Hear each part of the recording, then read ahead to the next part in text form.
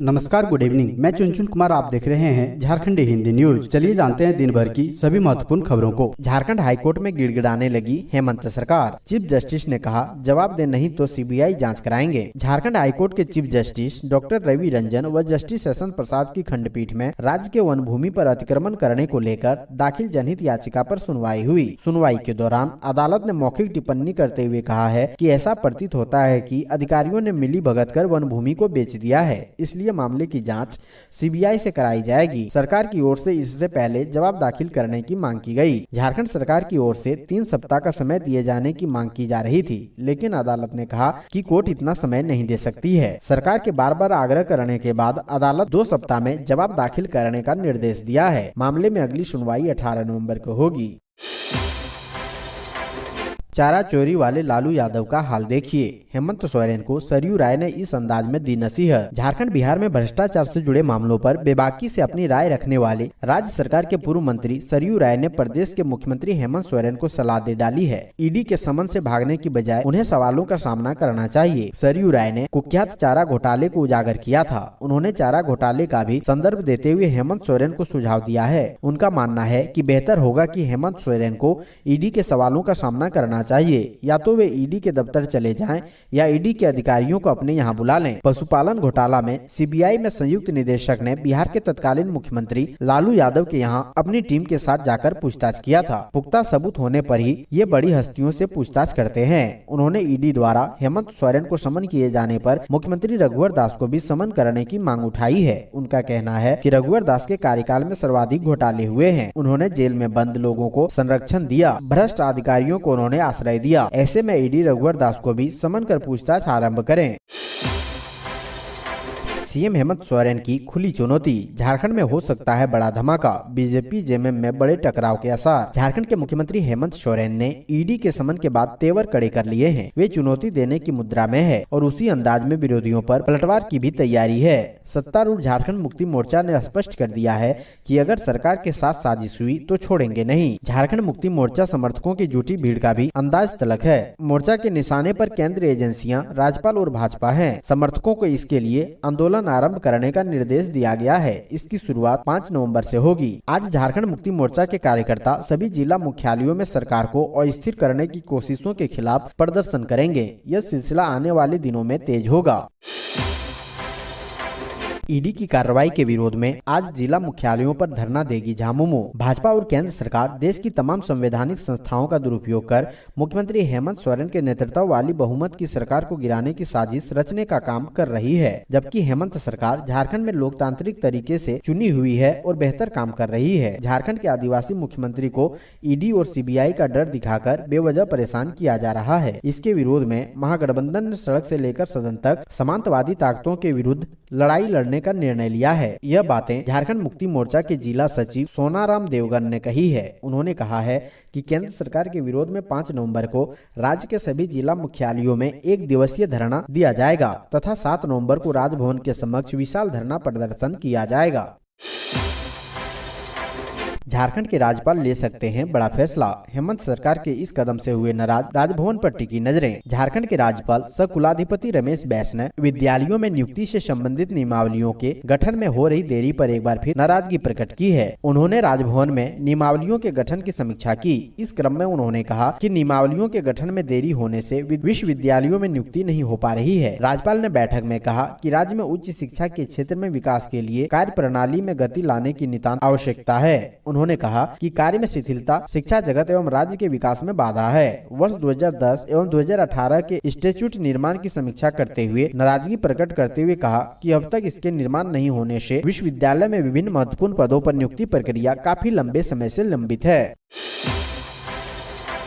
कांग्रेस विधायक अनूप सिंह, प्रदीप यादव समेत 3 राज्यों के 70 ठिकानों पर ताबड़तोड़ छापेमारी। करोड़ों की आयकर चोरी मामले में शुक्रवार की सुबह आयकर विभाग की टीम ने 3 राज्यों के 70 ठिकानों पर एक साथ छापेमारी शुरू की है। अंतिम समाचार मिलने तक छापेमारी जारी है। छापेमारी बेरमो से कांग्रेस के विधायक कुमार जयमंगल उर्फ अनूप सिंह तथा प्रदीप यादव के अलावा लोह अयस्क खनन कारोबारी साफ ब्रदर और खनन से जुड़े अधिकारियों व सरकारी ठेकेदारों से जुड़े ठिकानों पर चल रही है, जो रांची, जमशेदपुर, पश्चिमी सिंहभूम, गोड्डा, दुमका, सरायकेला खरसावां के अलावा पटना व बंगाल में है।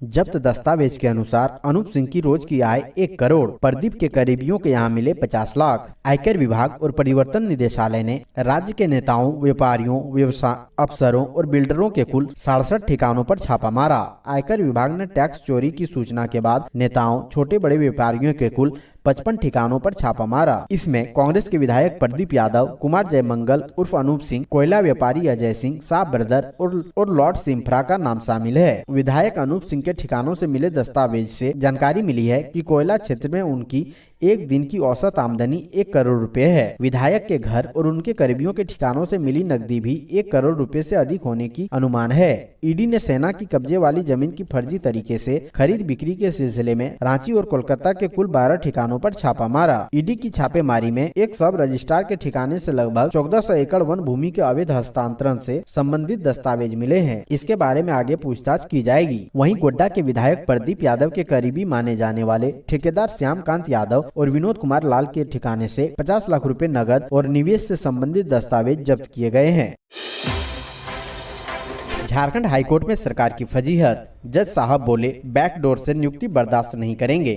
झारखंड हाईकोर्ट के chief justice doctor Ravi Ranjan व जस्टिस सेशन प्रसाद की खंडपीठ में रांची FSL लैब में नियुक्ति मामले में सरकार के जवाब पर कड़ी नाराजगी जताई।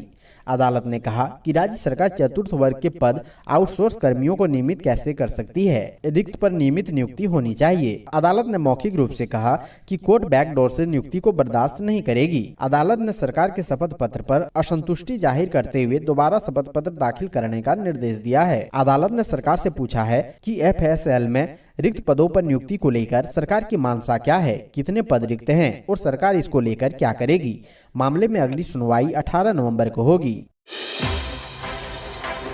पूजा सिंघल पर आफत ही आफत, IAS मैडम को झारखंड हाईकोर्ट से नहीं मिली राहत, पति अभिषेक झा की जमानत पर फैसला आज। ईडी की विशेष कोर्ट में मनी लॉन्ड्रिंग के आरोपी झारखंड की निलंबित खान सचिव IAS पूजा सिंघल के पति अभिषेक झा की अग्रिम जमानत याचिका पर सुनवाई हुई। दोनों पक्षों की बहस पूरी होने के बाद अदालत ने अपना आदेश सुरक्षित रख लिया। 5 नवंबर को अदालत अपना फैसला सुना सकती है। बता दें कि खुट्टी घोटाला मामले में दर्ज मनी लॉन्ड्रिंग केस में ईडी ने अदालत में चार्जशीट दाखिल कर दिया है। इसमें पूजा सिंघल के साथ उनके पति अभिषेक झा को भी आरोपित बनाया गया है। इससे उनकी मुश्किलें बढ़ गई है। गिरफ्तारी से बचने के लिए अभिषेक झा ने 13 सितंबर को याचिका दाखिल कर अग्रिम जमानत दिए जाने की गुहार लगाई है। बता दें कि गुरुवार को झारखंड हाईकोर्ट ने पूजा सिंघल की जमानत याचिका खारिज कर दी थी। पुरानी पेंशन पर बड़ा दांवपेच, सरकार ने लगाई ऐसी शर्त कि डूब जाएगा कर्मचारियों का पैसा। झारखंड सरकार ने पुरानी पेंशन के लिए सभी कर्मियों से 15 नवंबर तक अंडरटेकिंग मांगा है। झारखंड हाईकोर्ट के जस्टिस आनंद सेन की अदालत ने राज्य में पुराने पेंशन लागू किए जाने पर कर्मचारियों से लिए जाने वाले अंडरटेकिंग पर सुनवाई करते हुए कहा कि अंशदान को लेकर लगाई गई शर्त कोर्ट के अंतिम फैसले से प्रभावित होगी। अदालत ने राज्य सरकार के कर्मियों को अंडरटेकिंग दिए जाने की तिथि बढ़ाने का निर्देश दिया है। सुनवाई के दौरान राज्य के वित्त सचिव कोर्ट में पेश हुए। अदालत ने उनसे पूछा कि पुरानी पेंशन लागू किए जाने पर नई पेंशन में कटौती किए गए अंशदान को वापस लेने के लिए क्या किया जा रहा है। सचिव ने कहा कि नई पेंशन योजना ट्रस्ट में कर्मियों के पैसे जमा है। केंद्र के 2 अन्य एजेंसी इसकी निगरानी करती है। राज्य सरकार अंशदान के रूप में जमा राशि को वापस लाने का प्रयास कर रही है। इस पर अदालत ने नई पेंशन योजना ट्रस्ट सहित एजेंसियों को प्रतिवादी बनाते हुए नोटिस जारी करने का निर्देश दिया है। मामले में नोटिस तालीमा होने के बाद सुनवाई होगी। 6000 वकीलों के रद्द होंगे लाइसेंस। ऐसे वकीलों का अब लाइसेंस रद्द हो सकता है। झारखंड बार काउंसिल को ऐसे करीब 6000 वकीलों के नाम विभिन्न संघों से मिले हैं। ये ऐसे वकील हैं जिन्होंने लॉ छोड़कर दूसरा पेशा अपना लिया है। झारखंड बार काउंसिल के मुताबिक ऐसे वकील कोर्ट में बहस नहीं करते हैं, लेकिन संघों में मतदान कर रहे हैं और वकीलों की कल्याणकारी योजनाओं का लाभ भी ले रहे हैं। इन वकीलों को सौकोच कर जवाब मांगा जाएगा। नियमित प्रैक्टिस का प्रमाण पत्र नहीं देने पर लाइसेंस भी रद्द किया जाएगा। झारखंड में 30,000 से अधिक वकील निबंधित हैं, लेकिन कई वकालत के पैसे में नहीं हैं।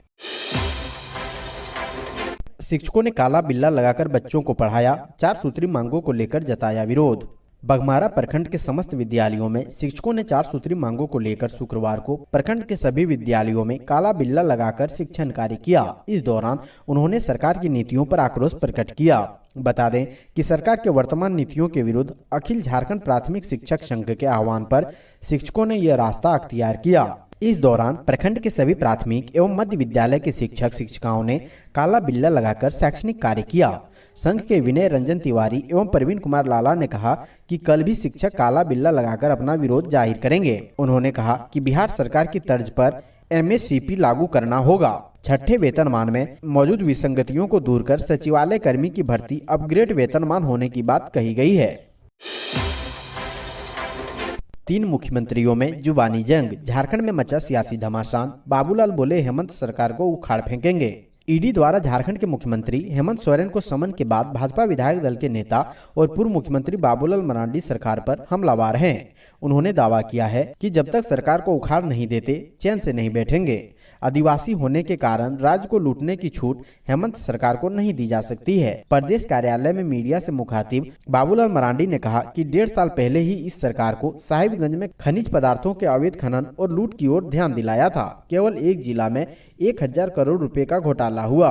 सरकार लोकतंत्र की मर्यादा से बाहर जा रही है। बाबूलाल मरांडी ने कहा कि विपक्ष को डराने और धमकाने की कोशिश हो रही है। ऐसे धमकियों से भाजपा के कार्यकर्ता डरने वाले नहीं हैं। हम सब उसका मुकाबला डटकर करेंगे। उन्होंने कहा कि सरकार को जितना मुकदमा करना है कर लें। मुख्यमंत्री हमेशा आदिवासी होने का रोना रोते हैं तो उनको बताना चाहिए क्या इससे उन्हें राज्य की संपत्ति को लूटने का लाइसेंस मिल गया है। भाजपा चुप नहीं बैठेगी।